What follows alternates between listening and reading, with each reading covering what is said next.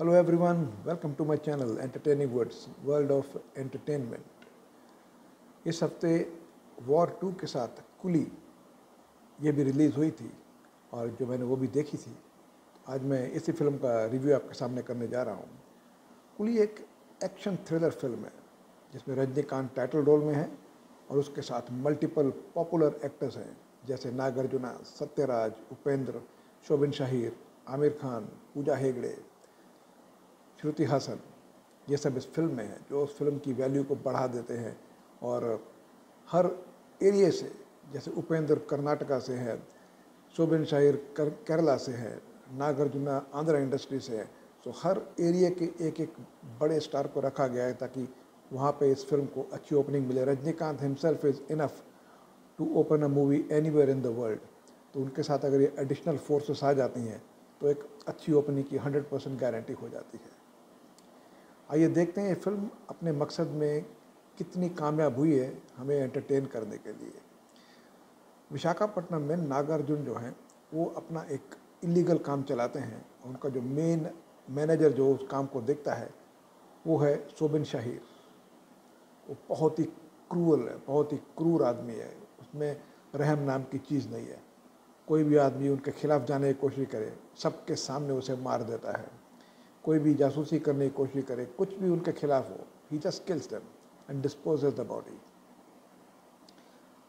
रजनीकांत जो हैं वो एक बोर्डिंग हाउस चलाते हैं। एक दिन उन्हें पता चलता है कि उनके दोस्त सत्यराज की मौत हो गई है। वो उनके घर जाते हैं कंडोलेंसेस के लिए, तो वहाँ उनकी बेटियाँ उनसे भगा देती हैं। श्रुति हासन उनकी बेटी है और 2 बेटियाँ भी है। वो कहते हैं कि तुम्हें यहाँ नहीं आना चाहिए था। वो बोलता है मैं अपनी श्रद्धांजलि देने आया हूँ। तो वो उसे फिर भी स्वीकार नहीं करती हैं, उन्हें जाने को कह देती हैं। रजनीकांत पता करता है क्योंकि ये बताया गया था कि सत्यराज की मौत हार्ट अटैक से हुई है, लेकिन जब वो इन्वेस्टिगेशन करता है तो पता चलता है कि हार्ट अटैक नहीं था, इट वॉज अ मर्डर। उसे मारा गया था। अब किसने उसे मारा है ये जानने की कोशिश करता है, इन्वेस्टिगेशन स्टार्ट करता है।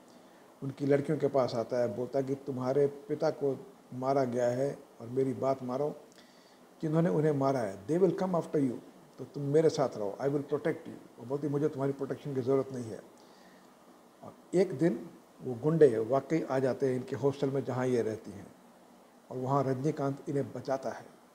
और वो सीक्वेंस जो है, the way he save them, वो एक्शन सीक्वेंस बहुत ही अच्छा कोरियोग्राफ किया गया, डिज़ाइन किया गया, परफॉर्म किया गया।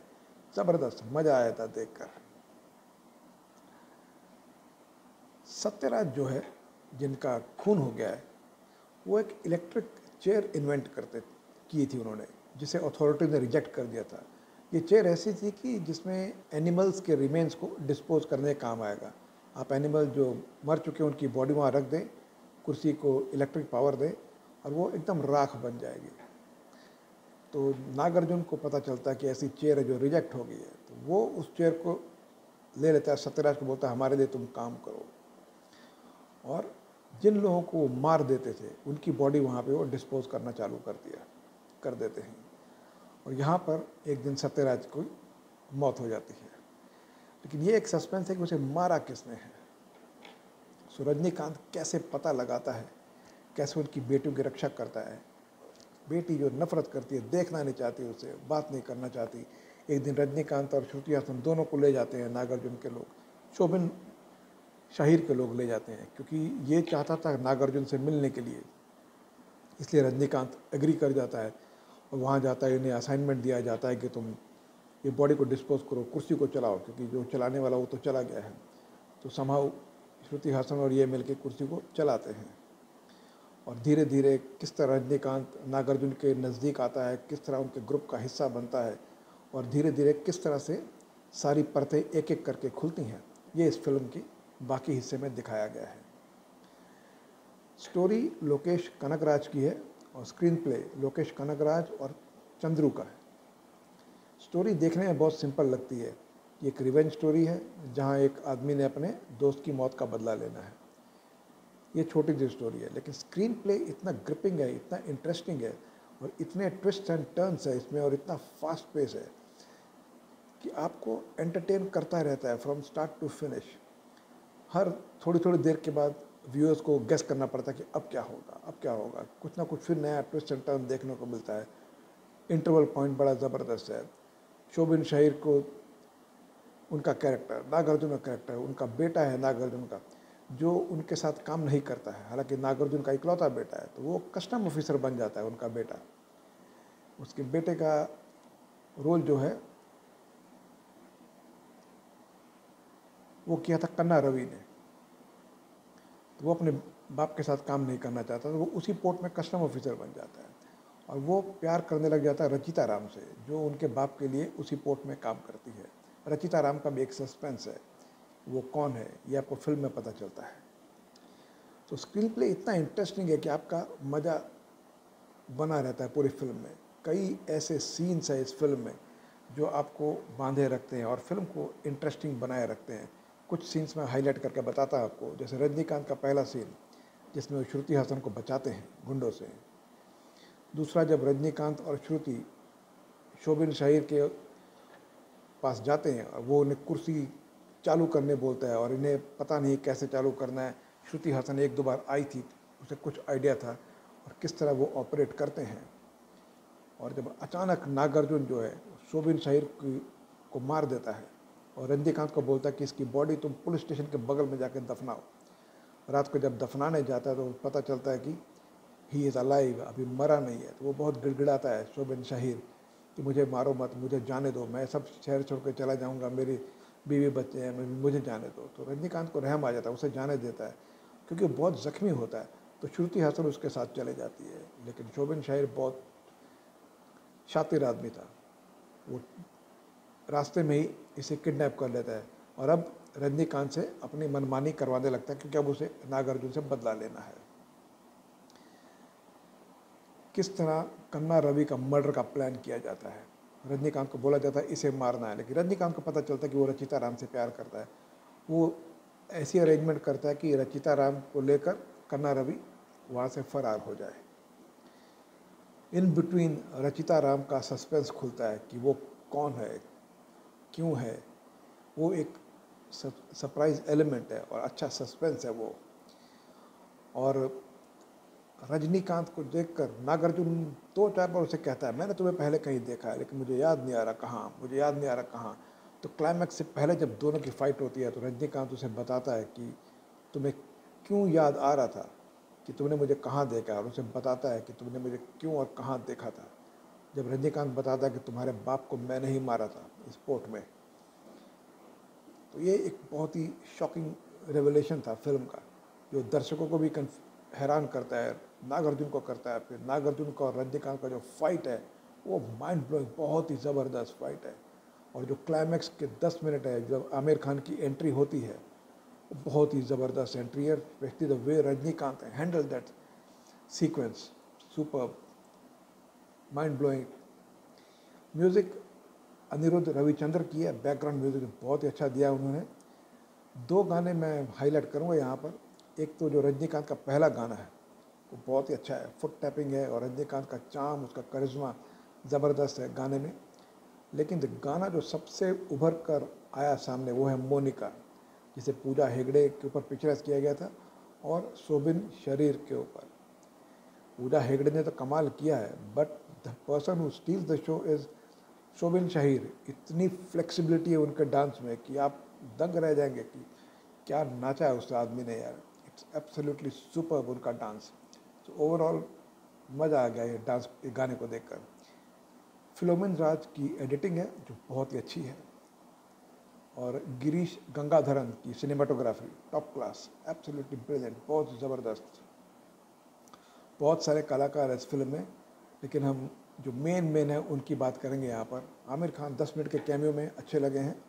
पूजा हेगड़े एक ही गाने में आई है और जान डाल दिया गाने में, एब्सोल्युटली इलेक्ट्रिक। क्या फास्ट मूव्स हैं उनके स्क्रीन पर, मुस्कुरा कर गाती है मोनिका, सॉन्ग जो है एकदम जान डाल दिया गाने में।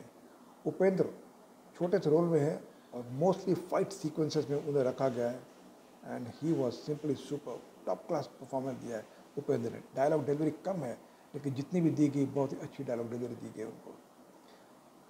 सत्यराज का रोल छोटा है लेकिन उन्होंने बहुत अच्छी तरह निभाया है। जितने भी स्क्रीन प्रेजेंस उन्हें मिला है, डायलॉग डिलीवरी जो भी उन्हें दी गई है, बहुत ही अच्छी तरह उन्होंने उस रोल को निभाया है।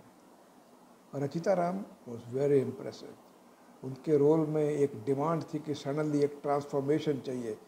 जब ये रिवील होता है कि वो तो है जो दिखती है, लेकिन उसके साथ असल में कुछ और है, and suddenly when it transforms, वो जो 5 मिनट के सीक्वेंस है उसने जान डाल दिया फिल्म में।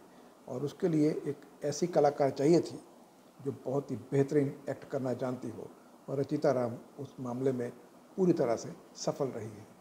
कन्ना रवि नागार्जुन के बेटे के रोल में अच्छे लगे, छोटा रोल है लेकिन काम अच्छा किया उन्होंने।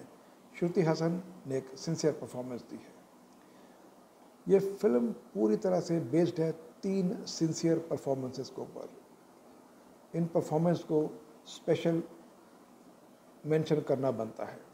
एक है सोबिन शरीर, क्या परफॉर्मेंस है उस आदमी की, सिंपली आउटस्टैंडिंग, बहुत अच्छी डायलॉग डिलीवरी है, एक्शन सीक्वेंस में शाइन किया उन्होंने, एकदम क्रूअल लगते हैं जब लोगों को मारते हैं, डांस नंबर में एकदम एंजॉय किया, छा गए, बहुत ही फ्लॉलेस परफॉर्मेंस दी है सोबिन शरीर ने। नागार्जुन 65 ईयर्स उनकी एज है, लेकिन क्या करिश्मा है, क्या चार्म है, क्या हैंडसम, और इतना ज़बरदस्त कैरी किया उन्होंने अपने कैरेक्टर को, साइमन को। जब क्रूअल लगना था, ही लुक्ड क्रूअल, दारू पीते हैं, नशे में दिखते हैं, एक्शन सीक्वेंस में शाइन करते हैं, और क्या फिजिक मेंटेन किया है उन्होंने, फायरी आइज, एकदम swift action moves, effortless dialogue delivery, everything top class. I think पिछले 5 सालों में ये शायद उनकी बेस्ट परफॉर्मेंस होगी, जो मैंने जितनी फिल्में उनकी देखी है पिछले 5 सालों में। This is undoubtedly Nagarjuna's best performance. और Rajinikanth at the age of 74, take a bow mister Rajinikanth, because at this age आपने जो किया है, जो करके दिखाया है, वो शायद ही कोई कर पाए। क्या परफॉर्मेंस है रजनीकांत की, आप आंखें हटा नहीं सकते उनको ऊपर से। जब भी स्क्रीन पे जितनी देर भी रहते हैं, आपकी आंखें उन्हीं को देखती रहती हैं। एब्सोल्युटली फ्लॉलेस, क्या करिश्मा है उनका, क्या स्वैग है, क्या कॉन्फिडेंस है उस आदमी का। एक्शन सीक्वेंस, और डायरेक्टर खास करके ध्यान देते हैं कि जितनी उनकी एज है, एक्शन जो उन्हें कोरियोग्राफ किया जाए वो उनकी एज के हिसाब से दिया जाए, जो उन्हें सूट करे, और वैसा ही करते हैं। और जितना भी दिया जाता है रजनीकांत को, बहुत ही ज़बरदस्त परफॉर्म किया। एब्सोल्युटली फ्लॉलेस परफॉर्मेंस जो आपका दिल जीत लेगी रजनीकांत के। Thank you very much mister Rajinikanth, you are top class undoubtedly. Lokesh Kanagaraj जो इस फिल्म के राइटर और डायरेक्टर हैं, उन्होंने एक अलग ही तरह की फिल्म मेकिंग स्टाइल डेवलप की हुई है। अगर आप उनकी फिल्म देखें, कैदी, मास्टर, विक्रम, लियो, एकदम डिफरेंट जॉनर है उनका। उनका फिल्म मेकिंग, उनकी अंडरस्टैंडिंग, उनका थॉट प्रोसेस, उनका जो डार्क वर्ल्ड है वो एकदम अलग ही है। और वो यहाँ भी कुली में भी उन्होंने बरकरार रखा है, और अपने एक ट्रेडमार्क स्टाइल की छाप छोड़ने में पूरी तरह सफल रहे हैं। सो ओवरऑल कुली जो है एक बहुत ही अच्छी फिल्म है, जो पूरी तरह से आपको एंटरटेन करने में सफल होती है। अगर आपने नहीं देखी है तो प्लीज़ देखिए, अगर देखी है तो let me know what is your take on this movie. मैं इस मूवी को देता हूँ 3.5 star. Thank you very much for watching this video and have a great day.